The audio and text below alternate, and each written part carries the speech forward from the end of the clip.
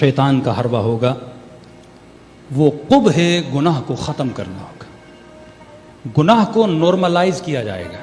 یا آج آپ کے سوشل میڈیا کی ڈیوٹی ہے, آپ کا ہر چینل کسی نہ کسی باہر کے ممالک کی ایجنسیز کے ساتھ لنکڈ ہے, اس کا ایجنڈا ہے. کوئی چینل فیمنزم کو بڑھا رہا ہے, کوئی چینل گناہوں کو نارملائز کر رہا ہے. مثال کے طور پر ایک جوان ایک نامحرم خاتون کے ساتھ تعلق رکھتا ہے اور بڑی آسانی سے اپنے دوسرے دوست کو بتاتا ہے کہ میرا فلاں خاتون کے ساتھ تعلق ہے. یہ دوسرا دوست بڑی نارمل ہو کے سنتا ہے. اسے کہتے ہیں گناہ کو نارملائز کرنا. اسے کہتے ہیں لوگوں کے دلوں میں قبح گناہ کا ختم ہو جانا. جناب سیدہ کی کیا صفت ہے؟ ترتعش وجود ہوا. بی بی جب سنتی تھی اللہ کی نافرمانی, بی بی کا وجود کانپتا تھا. امام حسن کے چہرے کا رنگ زرد ہو جاتا تھا. مولا علی جب دیکھتے ہیں طواف کرتے ہوئے کوئی جوان کسی نامحرم خاتون کو دیکھتا ہے تو اس کے چہرے پر مولا تھپڑ رسید کرتے ہیں. مولا کا چاہنے والا آ کر مولا کے سامنے اقرار کرتا ہے کہ میں نے چوری کی ہے. مولا فرماتے اس کو باندھو اور اس کی انگلیاں کاٹ دیتے ہیں. ایک فضیلت کا نقطہ باہر جاتا ہے پھر آتا ہے, ایک معجزے کے ذریعے سے مولا پھر اس کو انگلیاں ملاتے ہیں. اس میں کوئی معافی نہیں ہے, اپنا ہو یا غیر ہو, کیونکہ وہ غیرت اللہ ہیں.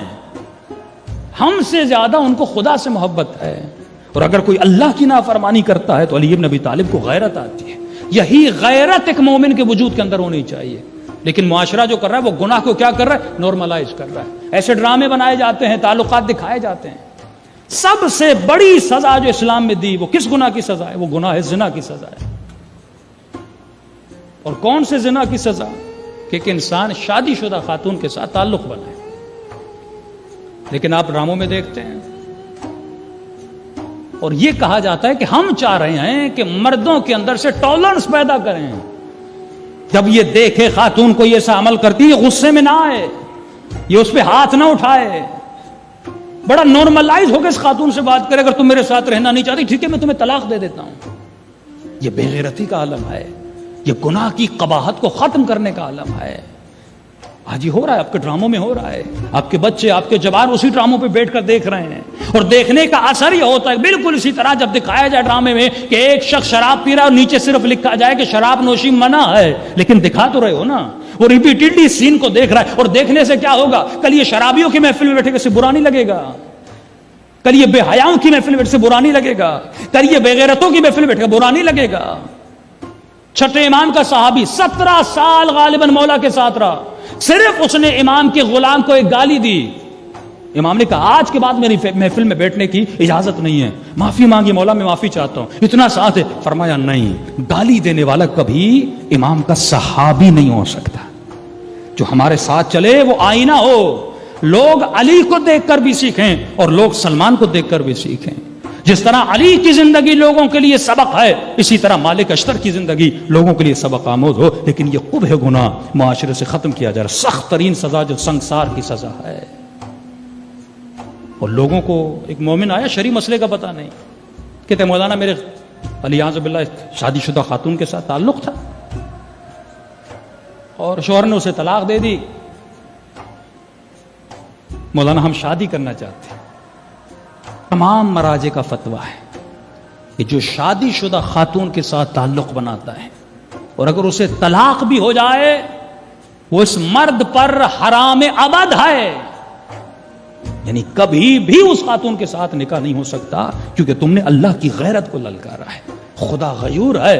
تو اے جوان, مولا فرماتے وہ غیرت مند نہیں ہے جس کی غیرت ون سائیڈڈ ہو, کہ یہ کہیں میری بیٹی کو کوئی نہ دیکھے, میری بہن کو کوئی نہ دیکھے, میری ماں کو کوئی نہ دیکھے, لیکن میں باہر نکلوں تو میں ہر کسی کو دیکھوں. فرمایا علی کا چاہنے والے سے معرفت نفس ہے ہی نہیں. فرمایا ظالم نہ بنو الذین آمنوا ولم یلبسوا, اور انہوں نے اپنے وجود پر ظلم کو سوار. سب سے بڑا ظلم یہ ہے کہ تم اپنے اعضاء سے اللہ کی نافرمانی کرو. پانی بنا ایک مقصد کے لیے, اس کا مقصد پورا, آپ پیتے ہیں آپ کی پیاس بجھتی ہے. اسی طرح تمہارے اعضاء کسی مقصد کے لیے بنایا, اگر یہ خلاف مقصد جاتے ہیں تو یہ سمجھ جاؤ تم اپنے وجود پہ کیا کر رہے ہو؟ ظلم کر رہے ہو. شیراز کا واقعہ ہے, ایک مرد تھا سونار کا کام کرتا تھا. مولا فرماتے ہیں کہ جیسی کرنی ویسی بھرنی. یہ مت سمجھنا کہ تم کسی کو دیکھ رہے ہو تمہارے ناموس کو کوئی نہیں دیکھے گا. اگر یہ سوچ بن جائے نا کہ اگر میں کسی کی ماں بہن کو دیکھ رہا ہوں کوئی میری ماں بہن کو دیکھ سکتا ہے, اگر غیرت مند ہوگا کبھی بھی آنکھوں کو بلند نہیں کرے گا. شیراز کا سونار کہتا ایک دن دکان پہ گیا سونا بیچنے کے لیے. 25-30 سال سے ایک شخص تھا, غلام تھا, ان کے گھر میں پانی لاتا تھا. پہلے پانی بہت دور ہوتا تھا, دور دراز علاقوں سے پانی لایا جاتا تھا. تو ایک دن اب بوڑھا ہو گیا, یہ سونار اپنے دکان پر تھا, خاتون گھر میں اکیلی تھی, یہ پانی لے کر آیا. اس پر شیطان نے غلبہ کیا, اس نے اس خاتون کی کلائی کو پکڑا. خاتون نے چیخا اللہ اکبر, خوف خدا کرو, اتنے سالوں سے ہمارے در کی غلامی کر رہے ہو. اس کے دل میں خوف پیدا ہوا اور اس نے خاتون کا ہاتھ چھوڑا اور گھر سے چلا گیا. یہ مومنہ تھی, اس نے مولا کا ایک فرمان پڑھا ہوا تھا. جب اس کا شوہر واپس آیا, رات کو اس نے شوہر کو بٹھایا, رونے لگی, کہا کہ زندگی اس غلام کی گزر گئی, اس نے کبھی بھی ہاتھ نہیں بڑھایا میری طرف. کہا کیا ہوا ہے؟ کہ آج اس نے میری کلائی کو پکڑا. شوہر پریشان ہوا, کب پھر خوف خدا آیا, چلا گیا. لیکن تو مجھے میرے ایک سوال کا جواب دے, تجھے قسم ہے علی ابن ابی طالب کی, مولا کا چاہنے والا ہے, یہ بتا آج تم نے کوئی خطا کی تھی؟ آج تو نے کوئی گناہ کیا تھا؟ سر جھکاتا ہے, کہتا تم نے قسم دی ہے, بتاتا ہوں. کہا آج دکان پہ خاتون کنگن لینے آئی تھی, شیطان کا غلبہ ہوا, میں نے خاتون کو کہا اپنے ہاتھ تو میں پہناتا ہوں.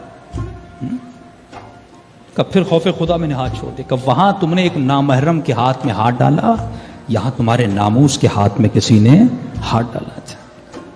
تو دنیا کا حساب یہیں پہ پورا کر دیتے ہیں. فرمایا اے مومن غیرت مند بن, اور یہ غیرت تب آتی ہے جب کم از کم انسان دن میں, زیادہ نہیں, علماء کے لیے 200 صفحے, لیکن جو عام لوگ ہیں کم از کم 20 صفحے معرفت النفس کا علم حاصل کریں کہ یہ نفس مجھے گمراہ کیسے کرتا ہے, یہ اللہ اور اہل بیت کے راستے سے مجھے کیسے ہٹاتا ہے, یہ کبھی مجھے غصے میں لاتا ہے. 2 طرح کے لوگ ہیں, کیا حالات تیرے اوپر حاوی ہیں یا تو حالات کے اوپر حاوی ہے. اگر تو حالات پہ کنٹرول کر رہا ہے تو علی والا ہے. حسین بن علی نے حالات پہ کنٹرول کیا, لیکن اگر تو کوفیوں کی طرح حالات میں بہتا ہوا جا رہا ہے کہ مولانا یہ فیشن ہے, مولانا یہ کہا جا رہا ہے, مولانا ٹی وی میں یہ دکھایا جا رہا ہے, لوگ یہ پہن رہے ہیں, اگر تو حالات کے ساتھ جی رہا ہے تو کر رعا ہے, مچھر کی طرح ہے. فرمایا المؤمن کا جبل الراسخ, مومن پہاڑ کی طرح ہوتا ہے, وہ یہ نہیں دیکھتا زمانہ کیا کر رہا ہے, وہ یہ دیکھتا ہے امام زمانہ کیا کہہ رہے ہیں.